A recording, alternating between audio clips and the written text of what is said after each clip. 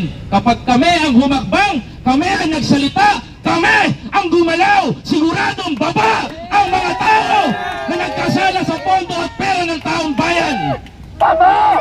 Lantaran na kaming niloloko sa mga confidential fund.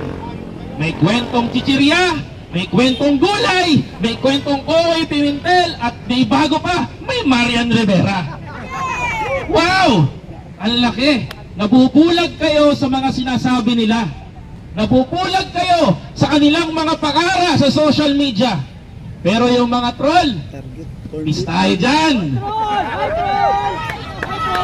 Yung mga paid, peace tayo dyan. Di nyo ba nakikita?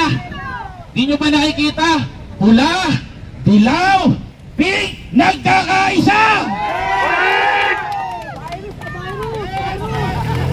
Kaya sa panahon na to, ang pagkakaisa ng bansang Pilipinas baka maulit sa EDSA. Maraming salamat po.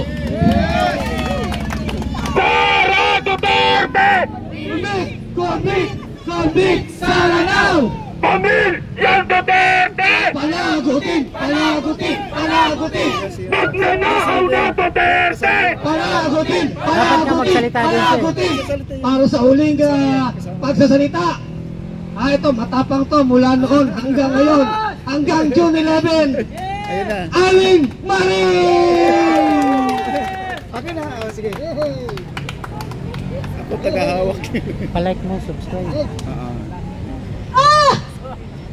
Mga taga-Senado! Andito na kami sa inyong harapan!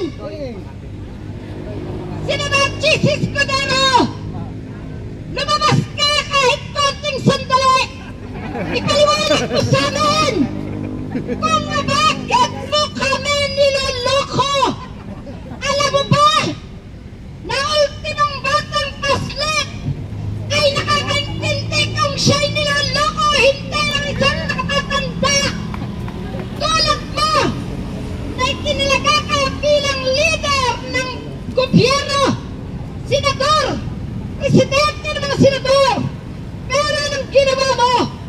Dinahan mo kami sa mga pangako, pinaniwalaan pa rin namin, pero dumating ang punto na talagang niloloko mo kami. Hindi mo kami maloloko sapagkat matagal nyo na kaming niloko. Ngayon, lahat ng mamamayang Pilipino ay gising na. Hinding-hindi nyo na mauto. Nasaan ang asingko? Nasaan ang aktres? Nasaan ang A11? Tandaan mo, Mr. Escudero, tao ka lang din. Ang pinagkaiba lang natin, nakaposisyon ka sa gobyerno. Pero, tandaan mo, ang nagpapasweldo sa'yo ay ang taong bayan. Kaya ngayon, hinihintay ka namin. Magserbisyo ka sa harapan namin ngayon. Sabihin mo ang dahilan kung bakit ayaw mong ma-impeach si Sara Duterte. Ano ang malaking lalabas na balita o katotohanan na inyong pinagkasunduan ni Sara Duterte para pigilan mo ang impeachment niya?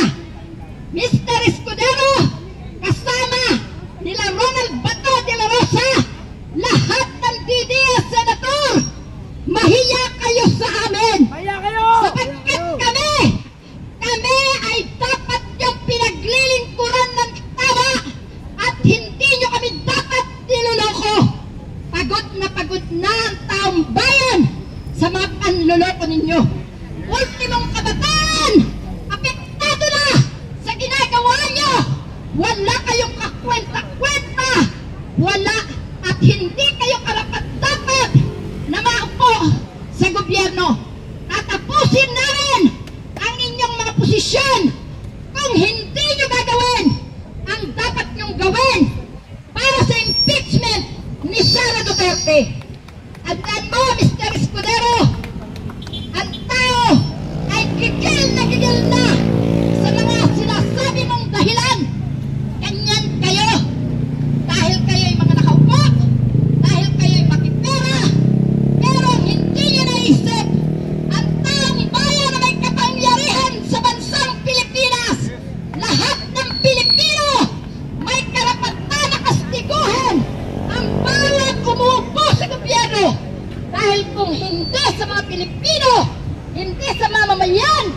Hindi kayo maluluklok dyan.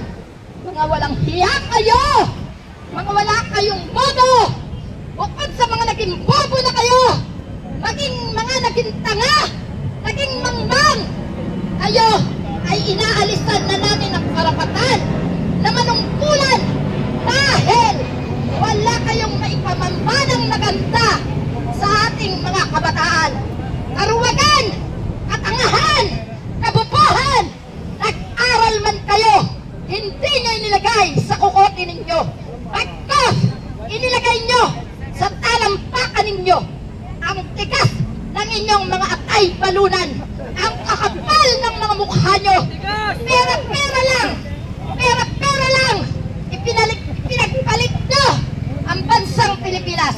Puro kayo kahihiyan, puro kayo kawalang hiyaan.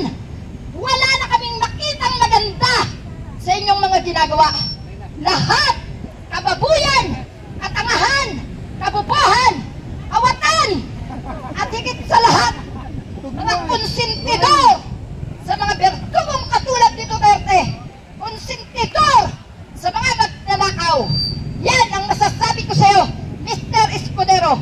Kung kaya mo kaming harapin ngayon, humarap ka. Hindi kami sa iyo tutupik, Mr. Escudero. Ngayon pa lang, pag-isipan mo, dahil may bukas pa at may isang bukas pa. Kaya ngayong Agis at may A11 pa.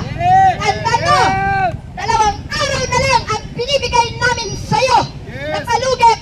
Pag-isipan mo ang trabaho mo nang hindi masayang ang aming ipinasusweldo. Salamat po mga kapatid. Yan lang po. Reklamo laban sa kahit sinong opisyal, kahit mapa-vice president ka man, kailangan tanggapin to ng Kongreso at oras po na naipasa ito ng Kongreso at naihain sa Senado. Ano po yung term? Forthwith. Ngayon, mangmangba po tayo ng mga Pilipino? Hindi po tayo marunong mag-Ingles? Hindi po. Kahit po ordinaryong kausap ko sa palengke, taxi driver, Uber, Grab driver, ano po, naintindihan po yung forthwith. Ang hindi ko ho maintindihan, bakit ang Senate President hinahanap pa sa diksyonaryo yung forthwith na yan? Sino po ba? Ginagawa mo pa tayong mangmang? O siya po ay nagkukunwaring mangmang? Hindi ko po maintindihan kung bakit nagtatalo po tayo sa agad-agad. Po, translate po natin. Ang forfeit po ay agad. Pebrero po pumasok ang complaint ng House. Impeach po siya. Anong petsa na po ngayon? Hindi po yan forfeit. Ang pinorfeit niya yung delay. I can delay you forthwith. At yun po ang ginawa ng ating Senate President. Ngayon, hindi ho lahat ng senador ay ating bibigyan ng sala.